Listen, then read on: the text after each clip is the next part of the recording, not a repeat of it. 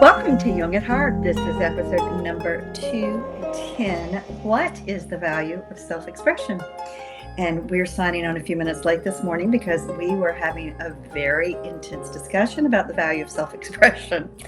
I'm Kathleen Wiley, a Jungian psychoanalyst in North Carolina, here with Deborah Henson-Conant, who is a composer, performer, educator, mentor, creative, musician extraordinaire, and musical genius. I'm going to give DHC an extra plug this morning. We both play the harp, and that's why we call this Jung at Harp. And we come together almost every week to explore a question at the intersection of life and music. So we don't start with answers, but we start with a question to explore and invite you into that exploration. If you're joining us live, you're on a platform where you can chat, put some comments in the chat. We'll be able to see those, and then you become a part of our creative exploration. And we're also on all the podcast platforms, so do check us out there. We'd like that. And all the back episodes. Yeah, all the back episodes are coming out one by one. So join us there too. But what is the value of self-expression? And I want to start by putting in something that I had said before we got going, which is that we each have a unique gift that is the expression of our own whole nature, that is ours to offer to the world, and that will resonate for someone. And if we don't offer that, no one else will, because it's our unique gift, it's our unique self-expression. And when we can get it that we're not out here to compete with one another as harpists or psychoanalysts or writers or this or that, whatever, but that we each are there to do whatever that task, that expression, to offer that self-expression from our own largesse, and that what we're going to offer is going to be different than someone else, and that we need each other in that regard. You know, you offer me something around the harp that another harp teacher will offer me something from a different angle, and that it's all valuable and has its place. And so what is the value of self-expression? It is ongoing creative expansion for ourselves and others we invite into resonance with us and who resonate automatically with us. Okay, that is really interesting. And I want to say that the realm in which I was curious about that, although that's also really interesting to me, is that I heard someone sharing this morning on a meeting that I was on that was about self-expression. And she said something like, I am on this self-expression thing because I feel like it, and the image that I got, and I just woke up, so I just opened up and I heard this, and the impression I got from what she said was that she was this tree, and she had cut off the self-expression from some of the branches. Mm-hmm. And I think that image may also be coming from a book called Untangle by Angela McKinney, because I know she talks about that as well. But the impression I got from what this woman said was that the value of self-expression to herself in being alive and in allowing her life energy into all these parts of her, all the limbs of her beautiful tree, that was something that she was actually making a sort of campaign that she was going on with herself. Mm. And I wanted to, call her up and say, hey, I want to be on that campaign with you.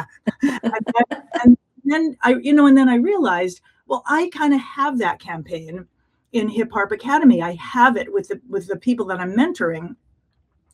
And I want to know more about it. I want to know more about what happens when we are self-expressed. And I can tell you, and I'm saying this out loud, I'm remembering that my ex used to say, I looked completely different after a show because I feel so self-expressed and so free and so as if I have permission when I'm on stage performing my own music, that I would come off as a different person.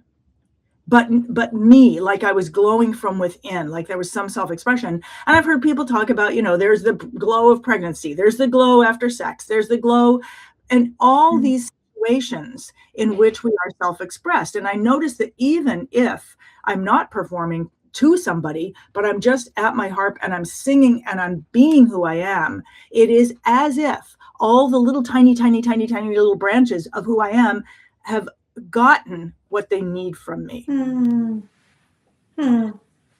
I also want to take a tech moment here and say, when we tried to get on, I'm the one who puts us on. I hit something and I think I didn't get us onto Facebook and LinkedIn. So I apologize if there are people who are used to watching there. And so, because you can't see us, but. Okay. Well, hopefully they'll find us on Facebook somewhere. Yeah, it's really interesting because I'm just realizing as I say that so that is a sort of a not a vessel, but it's like a channel of self-expression and connection through self-expression that's missing this morning. And it's helping me realize that when we have that channel open, there are people we're used to hearing from who are a part of this podcast just as much as we're a part of the podcast. Right. And for technical reasons this morning, but for other reasons in our own lives, we might shut that down for fear.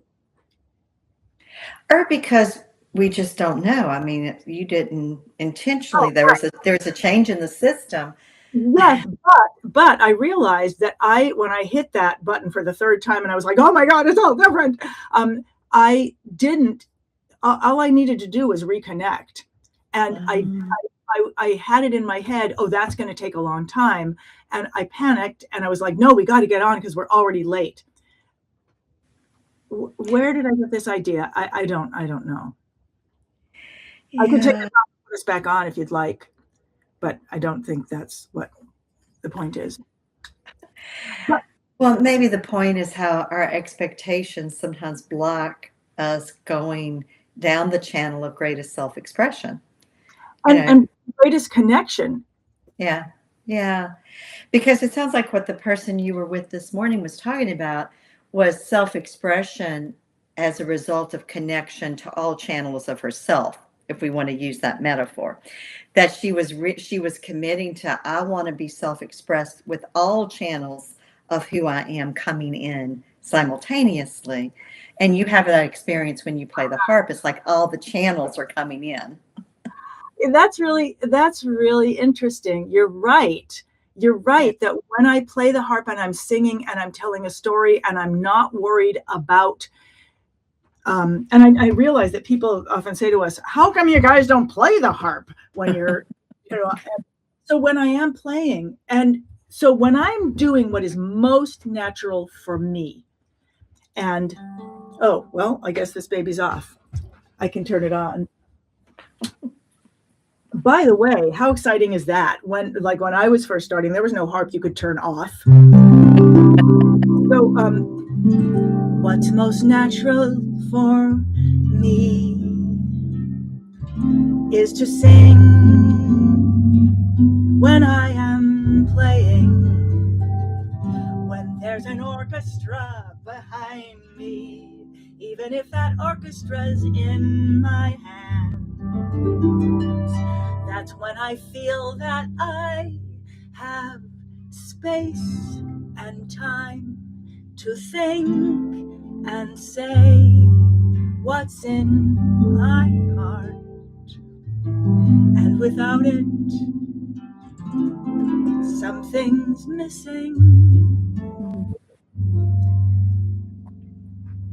For me, and God, I can even see just how and I remember seeing, my aunt and my mother, this self-expression of the body through music and language is, that's when I feel most like I'm at home, like I don't have to worry about what I'm saying, or I don't have to worry about saying it wrong, that it's music.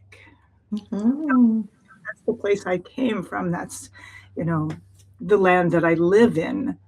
Mm-hmm. Yeah. And then I teach that, and I know that others are just, and in the classes that I take, I see that my teachers are quite at home in what they're teaching me, and I feel completely like, oh, where's the next thing going to hit me?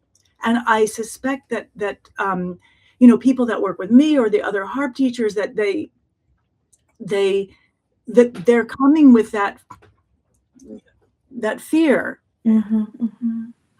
And I remember this story about somebody was studying with a great Eastern teacher, Kung Fu or something. I don't know what it was. And it was probably Aikido. And the teacher and the student would be out walking in the woods or wherever, and the teacher would jump out at the student and like attack the student. And that was how the student was being taught. And as I'm saying this out loud, I'm thinking, oh, right, because that's how life feels, that is jumping out and attacking you sometimes.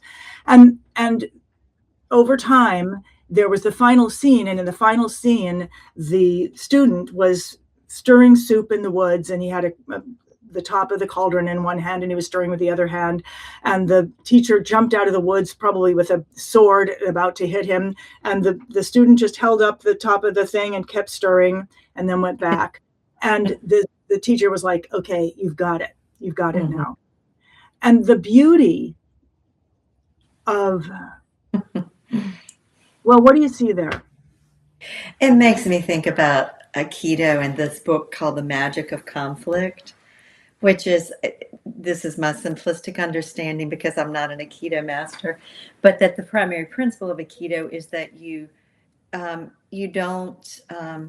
engage. You basically step to the side. Or you step to the side. Take energy that comes in and you redirect. let it keep going forward. And one of the, as you were talking, there were so many things that I was thinking and experiencing, and I think I was seeing your musician extraordinaire was with us in that moment, because I think that is the milieu that you embody and live and move from, and that's the place you teach from. So there is a way that for you, if I were going to try to put it in Jungian terminology, I think that the larger self you are, not ego self, but self as totality of psyche, the divine essence within, that you came in the current of music, and so that's like the current that carries you. It's like if we're going down into the deep well, that's the source of life, and there are different strata or kinds of rock you go through to find the water. Your bedrock, so to speak, that the water bubbles up through. I think it's music, and so that's so much clearly when you're in that milieu, that self-expression is very much natural for you. And then I started thinking about the different use of the term self. So when we talk about self-expression, are we talking about self as what Jung would say, the capital S, the totality of psyche, the essence we are, the God within, or are we talking about ego self as a particular ego identification or ego ideal or role we step into? Because that little s self is a part that's not the whole. Can I ask a question? Is the little self how we see ourselves, and is the big self how we actually are? Or is that like super, super simplistic? Well, I'm going to say yes and no. I mean, I think that the little less self is usually the ego ideal. It's our conscious sense of who we are. Who we should be. No. And the reality of who we are is always so much more than who we consciously think we are. See, I think there's a way when you go into playing and singing, you get out of your head and you lose the constraints, the false constraints of who you think you are, who you think you should be, who blah, blah, blah, blah, blah. And you're just you. You're just in the flow of you. And how beautiful to have that. It's interesting because we were talking this morning, you and I were talking, and you were talking about how you came to the harp or I can't remember exactly what the construct was, the way you feel when you're presenting your work, when you're speaking Mm-hmm. about your work, that you want to feel that way at the instrument. Yeah. And yet I think you want to feel that way at the instrument without speaking. Is that right? Right. I want to be that comfortable playing the harp so that with the same presence and trust in the flow of my essence and the larger essence that I have when I stand up to speak and present in front of a group, that I have that same level of trust of the harp. That my ego head, my ideal of what a harpist is, of what it should sound like, just has no place. And then I'm just in the flow. And, I've done a lot of work over the last few years. I mean, that has been an intention for me. And, it sounds simple, right? It sounds, No, but it hasn't been a simple. it does not sound simple to me at all. Yeah. Because I think that,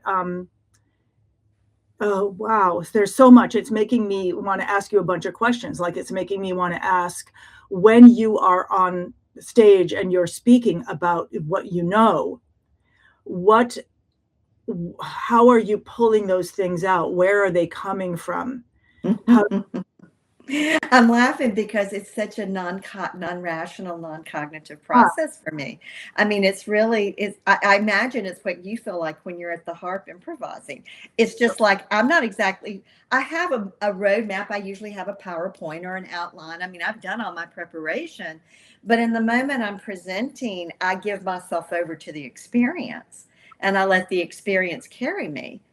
So what I'm hearing that I really love, because I'm just about to do a 5-day challenge that is based on Baroque flamenco, but it's not. It's based on the framework inside this piece, because the framework inside this piece was what gave me the freedom in the very beginning, when I very first started playing the harp, to improvise. I hadn't ever improvised like this, and I'd barely been playing the harp, and I had never improvised instrumentally in my life.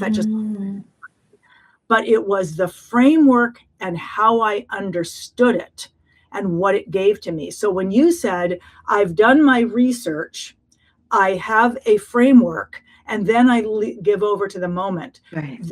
That is exactly how I'm hoping what people will get out of this challenge. Is there a framework? There's a framework that is comprised of one thing that's almost like quotes. One thing you can quote, so you can always sound smart. Mm-hmm. You can come back to that quote. And then the other thing is a framework on which supports improv. But I think what happens, the question is, what supports it? Mm-hmm. So you've got a framework, and what is supporting it? And I think so all the studies that you've had, plus why you came to those studies in the first place, plus what's opened up for you by studying. Yeah. And okay. And I want go ahead. What do you do when you get lost? But answer whatever you were going to answer first. When I get lost when I'm presenting? Correct, yes. Oh, I usually just breathe and pause for a minute, and I'll say, "Oh, the train just left the station without me." I usually just, I just will acknowledge it, or I just breathe and then I go to the next place without. Okay, so can I show you something? Yeah. Within a tonal system like Baroque flamenco or something, there are relationships, whatever, blah blah blah, but there's something you can do pretty much whenever you get lost. So I'm playing like this. If I get lost, I can go.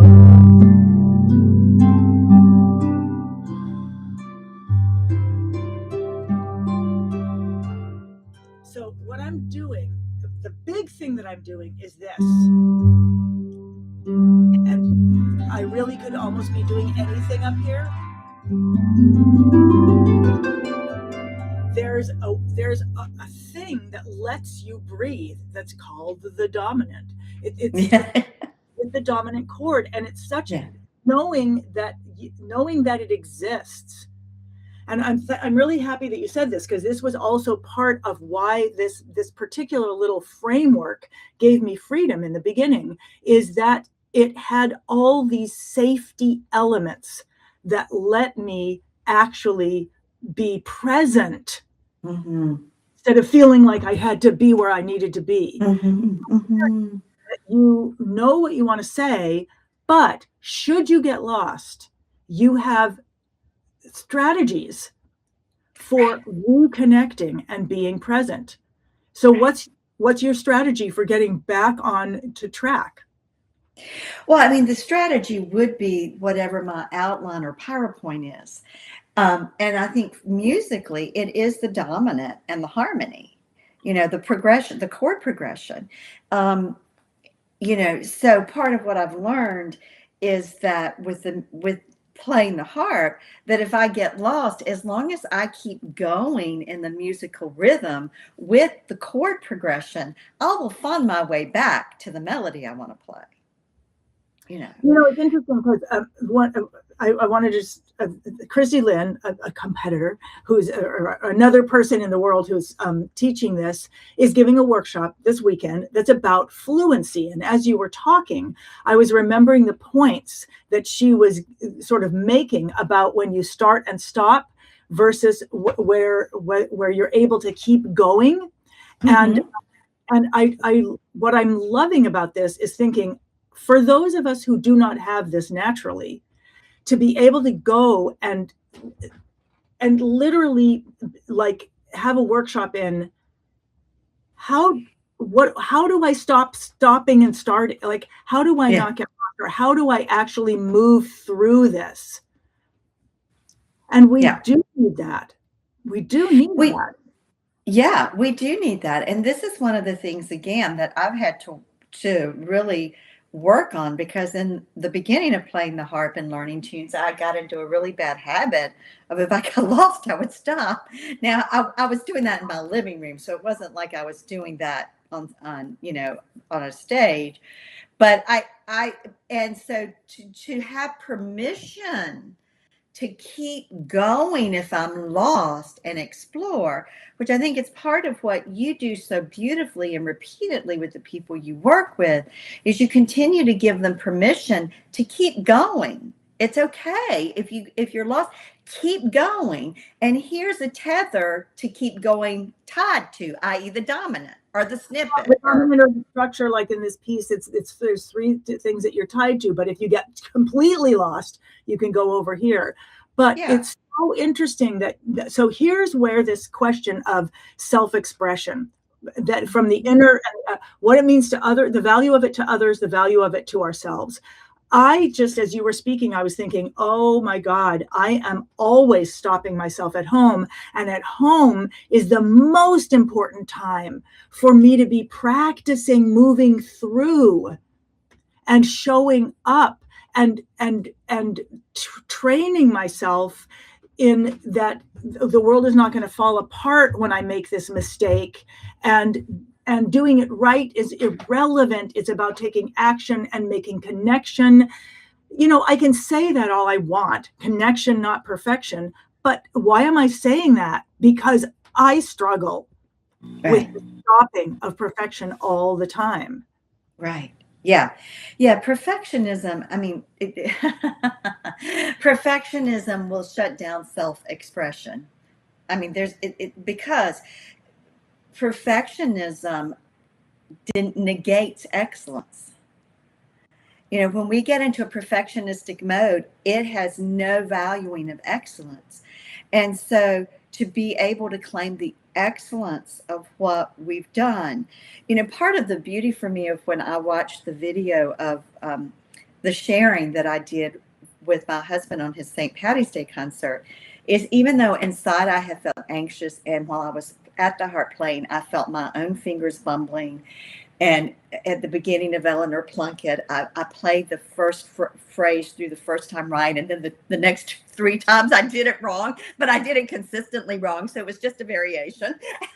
but the beautiful thing is, if you didn't know the tune, you wouldn't have known, because it fit. It was a variation, and so it was a real it was very, it was just nice for me to see that even though internally had all this stuff going on, that externally it was flowing and it was beautiful, and no one would have known I was feeling inside.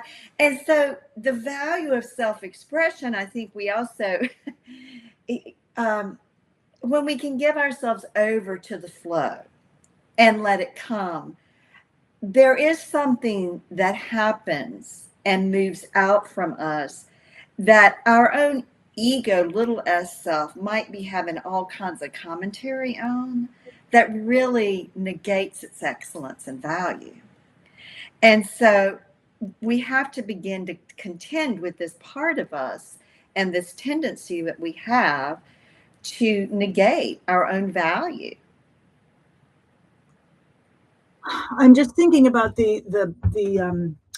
we talk about containers sometime, or the conduit or something like that, that allows, and I keep seeing these parts of Baroque flamenco, and I keep seeing them because I'm curious, why was this piece? I mean, this piece, people know it as a concert piece, blah, blah, blah, it's a big thing like that. But it was the first piece I improvised on. At that point, it was just minuet. So, but I realized it's got three representative parts that can move you forward. So it's got a melody. That's a short version of it. It's got an improv section, which means it's got a structure, which represents, which could be, but it's basically that you can do, and if you can, like, it doesn't matter. The thing is this. Dun, dun, dun. That's what makes that happen. And then the third part is this thing that's, which is the dominant, which happens to sound really, really rich in minor keys. Like, it sounds like there's a lot happening because the harmony is so rich, and yet there's really not anything happening. I'm just moving my fingers. But if you know, and there's one tricky thing, which is this lever change thing. But if you know these three things, and you know you can go between them, and you know what each provides, like this provides, that says to people, oh, there's a real tune here. There's a real thing here. This provides,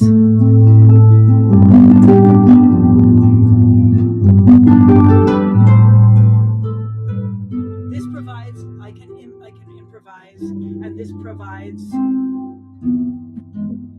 waiting and sitting, having time.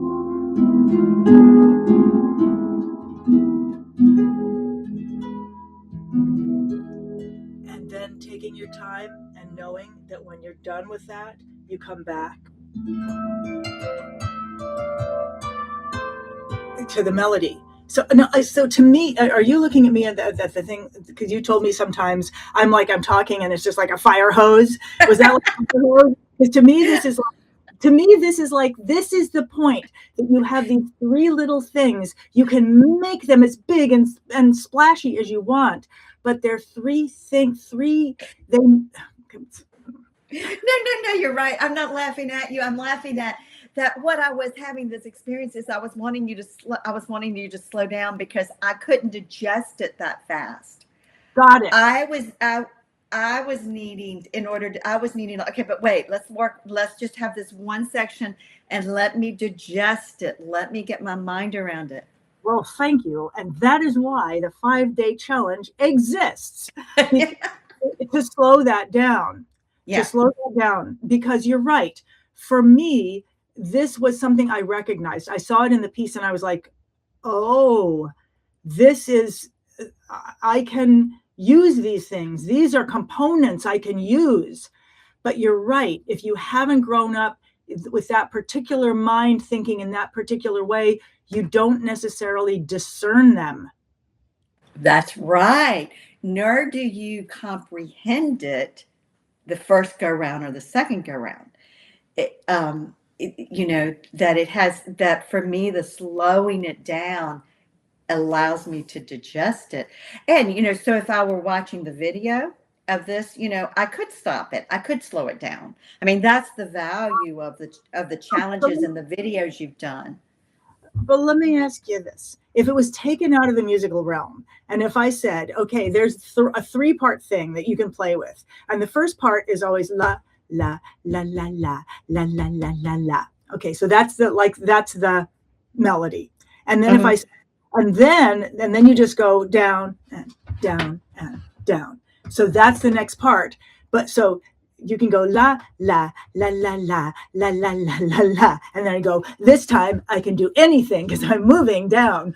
And I can do that again. But you just did it. I mean, exactly. Okay, now you're just doing whatever you want to do. And then come back to the melody. La, la, la, la, la. La, la, la, la, la. And it doesn't have to be at the same time, like la, la, la, la, la. Okay, now go to the second section, which is la, la, la, la, la, la, la, la, la, whatever you want. And then there's a third section where you just stand and you do da-da-da, da-da-da. Go back to the melody and la, la, la, la, la. So if I said it like, because that's what it looks like in my head. That's what whole world flamenco looks like in my head. So, but if you did it, because I think it's because I've removed it from the technical requirements of what I'm doing. So was that fun and was that easy, what I just showed you? That was fun and that was easy. And I'm aware of the time, so we're going to have to stop. But I want to just say, I think what you just did is really important and powerful, because the minute we started doing this, I had a felt experience of what you were doing on the harp that now I feel competent at and confident I can do, that I can then take that feeling sense, that felt state, back to the harp, to then begin to do it on the harp with the strings and my fingers on the right strings, etc. And there's and of course eurythmics is all about that, isn't it? Getting it, the physical movement. And there's a book I've mentioned many times before about Annie Murphy Paul, The Extended Mind, Thinking Beyond the Brain, where she talks about thinking with movement, that when we move, we get something in a non-rational way. And so part of my handicap at the harp, which I don't have presenting, it's paradox, because presenting, I'm using words and images and slides. I give over to the non-rational, non-logical essence when I present, and trust that's what's going to carry me. It's not that I know the right words, but with the harp, I come thinking I have to know the right chord, this, the right note, this, the right, whatever, the right. And so that interferes with my trusting the non-rational, non-cognitive flow, which you just put me back in touch with movement. So I hope you do include this. I will now. And I would love to study with you presentation and love to see how I could embody, so that, and I love what you said, that by doing this, you opened the channel for that self-expression. Yes. Okay. Wow. Yes. Yeah. This was powerful. Yes. We'll get it, for everyone who didn't see it, we'll get it out there so you can see it. And wow. Yeah. And if you do see this, join the challenge, join Christy Lynn's Fluency, join everything that you can to connect, to find the ways to connect so that you can be self-expressed in the world. Yes. Yeah. And to get the pieces, the sensory pieces of that you need to drop into your flow. Right. To find the things that connect for you. Right. Right. Because this playfulness connected me to the harp and what you were just demonstrating on the harp. Okay. So before I did that, you saw it, but you couldn't connect. After I did that, Okay. Wow. Yeah.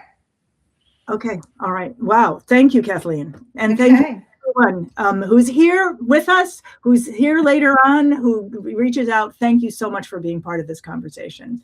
And will I see you again next week, Kathleen? Yes, I'll see you next week.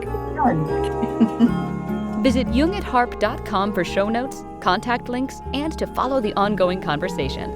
That's Jung, as in Carl Jung, the famous psychoanalyst, and harp, as in the many-stringed instrument.